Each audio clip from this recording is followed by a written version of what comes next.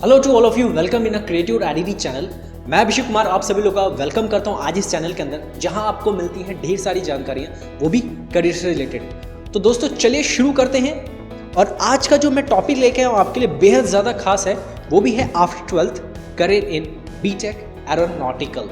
Yes, तो इस topic से डिस्कस करने से पहले हम जान लेते हैं एयर इंडस्ट्री के बारे में कि एयर इंडस्ट्री है क्या। बहुत पहले का टाइम है जब लोग एक गांव से दूसरे गांव जाने के लिए बैलगाड़ी का इस्तेमाल करते थे और एक शहर से दूसरे शहर जाने के लिए ट्रेन का इस्तेमाल करते थे। लेकिन जिस दिन एरोप्लेन का आविष्कार हुआ, लोग एक कंट्री से दूसरे कंट्री भी जाने लग गए। तो यस, उस आविष्कार का नाम है एयरप्लेन और आज हम उसी इंडस्ट्री के बारे में बात करने वाले हैं। और एयरप्लेन आपने सबने देखा होगा, उसकी बॉडी देखी होगी एयरप्लेन की, उसका अंदर का सिस्टम देखा होगा। हमने काफ़ी कुछ चीज़ें देखी हैं एयरप्लेन के अंदर की, लेकिन क्या हमने कभी जाना है कि इसको ऑपरेट कौन करता होगा, इसका नेविगेशन कैसे ऑपरेट किया जाता होगा, इसको डिज़ाइन कैसे किया जाता होगा और कैसे इसको मेंटेन किया जाता होगा। तो आज इन्हीं सब चीज़ों के बारे में हम जानने वाले हैं। मीन्स कि इन सब चीज़ों के बारे में हम जानते हैं, लेकिन आज हम ये जानने वाले हैं कि इस इंडस्ट्री में इन सब चीज़ों की नॉलेज कहाँ से मिलती है और ऐसा कौन सा एजुकेशन है जो कि ले हम तो वो चीज़ सीख सकते हैं, वो चीज़ पा सकते हैं और उन सब फील्ड्स में जा करके जॉब कर सकते हैं। तो हाँ दोस्तों, ऐसी ही मेरे पास इन्फॉर्मेशन है आप सब लोगों के लिए।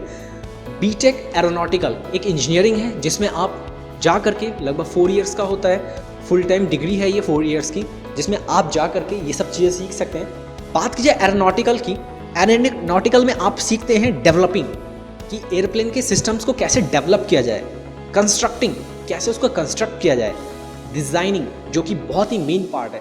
डिज़ाइनिंग में आप बहुत कुछ सीखते हैं, ना सिर्फ एयरप्लेन डिज़ाइन करना और भी कई चीज़ें। Maintaining, first cheese is maintaining बहुत ज़रूरी है। ऑपरेट कैसे किया जाए, मिसाइल्स एंड मिलिट्री एयरक्राफ्ट्स, मतलब कि एरोनॉटिकल अगर आप 4 इयर्स की डिग्री कर लेते हैं तो मिसाइल्स भी बनाना सीख जाते हैं एंड मिलिट्री एयरक्राफ्ट्स को भी डिज़ाइन करना सीख जाते हैं। और बात की जाए इन सब चीज़ों की कि एरोनॉटिकल में अगर हम इन सब चीज़ों को सीखना चाहते हैं तो 85% आपको अच्छी नॉलेज होनी चाहिए कंप्यूटर टेक्नोलॉजी की। अगर आप कंप्यूटर के अच्छे माहिर हैं, कंप्यूटर की अच्छा इस्तेमाल जानते हैं, तो इन सब को सीखने में आपको ज़रा सा भी दिक्कत नहीं होगा। आप काफ़ी अच्छे से कैचअप कर लेंगे इन सब चीज़ों को। अब बात की जाए बैकग्राउंड की कि 12th में क्या बैकग्राउंड होना चाहिए, जैसे कि chemistry, physics, computer science and mathematical. Computer science जैसे कि होता नहीं है, बट कंप्यूटर की थोड़ी बहुत नॉलेज होनी चाहिए। Mathematics is more important for student pursuing an electronic engineering degree. और जब नेक्स्ट चीज़ आती है वो आती है एलिजिबिलिटी एंड एडमिशन, कि बीटेक एरोनॉटिकल में हमें क्या एलिजिबिलिटी होनी चाहिए और क्या एडमिशन के लिए प्रोसेस है। तो बात कीजिए एलिजिबिलिटी की, 12th में आपके फिजिक्स, केमिस्ट्री, मैथ्स होनी चाहिए। Minimum 50% marks in each subject, आपके हर सब्जेक्ट में, साइंस बैकग्राउंड से हैं आप तो ईच सब्जेक्ट में 50% मार्क्स होना ज़रूरी है। अगर आपके पास 12th में अच्छे मार्क्स हैं, 50% से अबव हैं, तो आपको मोस्टली प्राइवेट कॉलेजेस में आपको स्कॉलरशिप्स भी मिल सकती हैं और आईआईटी में भी स्कॉलरशिप मिल सकती है। बाकी तो एरोनॉटिकल्स के अच्छे कॉलेजेस आईआईटी में अवेलेबल हैं, जैसे कि है चेन्नई, आईआईटी खड़गपुर एंड कानपुर। लेकिन इन सब में जाने के लिए आपको देना होता है जी, मतलब कि joint entrance exam for advance, right दोस्तों। ये तो हुआ एलिजिबिलिटी और एडमिशन के बारे में। अब बात करते हैं प्रोफेशन, कि अगर हम 4 ईयर का ये कर लें और 4 ईयर का एरोनॉटिकल करने के बाद हमारे पास क्या प्रोफेशन होगा, तो प्रोफेशन है नेविगेशन गाइडेंस। जैसे कि हम नेविगेशन जानते हैं, नेविगेशन में ये बताया जाता है कि आपको कितने डिग्री पे टर्न करना है अपना एयरप्लेन और कितने डिग्री पे नहीं। और इसमें अगर जरा सा भी 1 डिग्री का फ़र्क आ गया तो आपका प्लेन अगर अमेरिका जाना वाला होगा तो आपका प्लेन कनाडा पहुँच जाएगा। मीन्स कि डिग्री का बहुत ही इसमें मायने रखा जाता है। तो नेविगेशन गाइडेंस बन सकते हैं। कम्युनिकेशंस की भी जॉब मिल सकती है, जैसे कि आपको पता ही होगा एक बेस से डायरेक्ट प्लेन में कनेक्शन, मतलब कि कॉन्टैक्ट और उनका कम्युनिकेशन, तो आपको वो भी करना पड़ता है। इंस्ट्रूमेंटेशन, वहाँ पे इंस्ट्रूमेंट्स का मेंटेन भी करना, मतलब कि वो जॉब भी मिल सकती है आपको। Methods of production, rockets, airplane और हेलीकॉप्टर, मतलब कि इन सब प्रोफेशनल्स में आप जा सकते हैं, राइट। ये तो हुई प्रोफेशंस के बारे में। अब बात करते हैं कि हमें एरोनॉटिकल्स में क्या क्या सब्जेक्ट्स पढ़नी पड़ेगी। तो सबसे पहली जो चीज़ है, आपको मटेरियल साइंस पढ़ना पड़ेगा इन सब चीज़ों में। और दूसरी जो चीज़ है वह फ्लूइड डायनेमिक्स।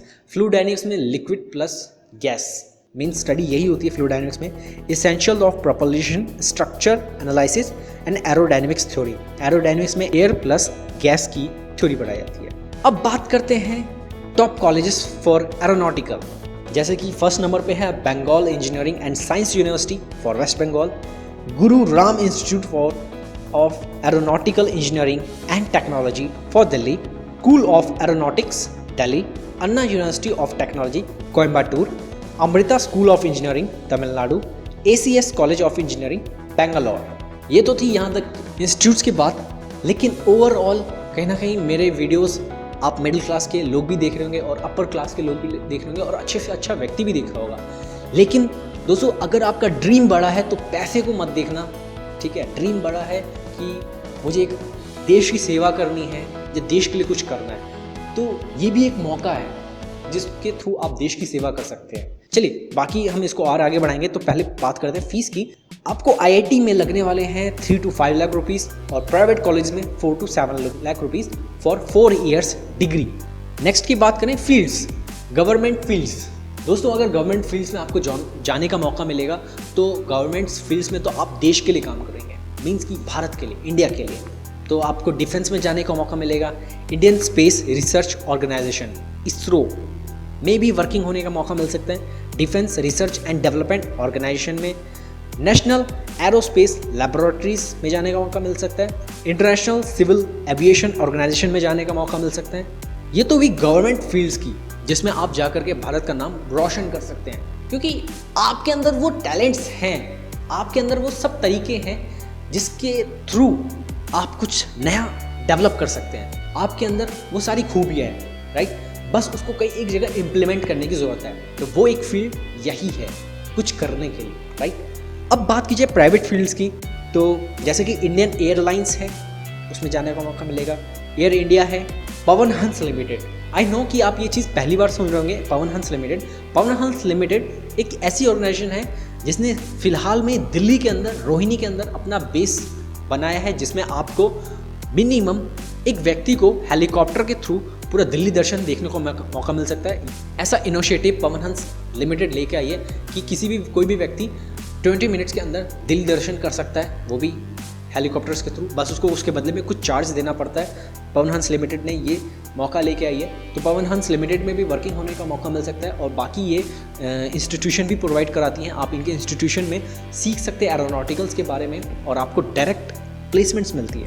अब बात की जाए जेट एयरवेज़ की, जेट एयरवेज़ में भी वर्किंग होने का मौका मिल सकता है, इंडिगो एयरलाइंस में भी जाने का मौका मिलेगा। अब बात की जाए अब्रॉड की, national aeronautics and space administration NASA में भी वर्किंग होने का मौका मिल सकता है। मीन्स कि अगर आप कुछ कर लें, मीन्स कि आप एरोनॉटिकल डिग्री ले लें, तो आपको इन बड़ी बड़ी कंपनीज में वर्किंग होने का मौका मिल सकता है। और ऐसा नहीं कि दिल्ली में स्कोप कम है इन सब चीज़ों में, दिल्ली में बहुत स्कोप है। आज प्राइवेट की बात करें तो 200 से ज़्यादा हेलीकॉप्टर्स की कंपनियां हमारे भारत के अंदर, जो कि काफ़ी चीज़ों के बारे में मैन्युफैक्चरिंग करती है, काफ़ी चीज़ों में मैन्युफैक्चर करती है, और सिर्फ भारत में नहीं, बाहर के देशों में भी मैन्युफैक्चर करती है।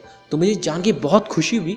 तो दोस्तों, मेरा पार्ट यहीं तक था, मैंने काफ़ी कुछ बता दिया एरोनॉटिक्स के बारे में। अगर आपको कोई भी क्वेश्चन होता है माइंड में, so please ask me in this description. मैंने डिस्क्रिप्शन में भी इसकी काफ़ी सारी डिटेल दे रखी है और आप कमेंट्स में पूछ सकते हैं कोई भी आपके क्वेश्चन हो।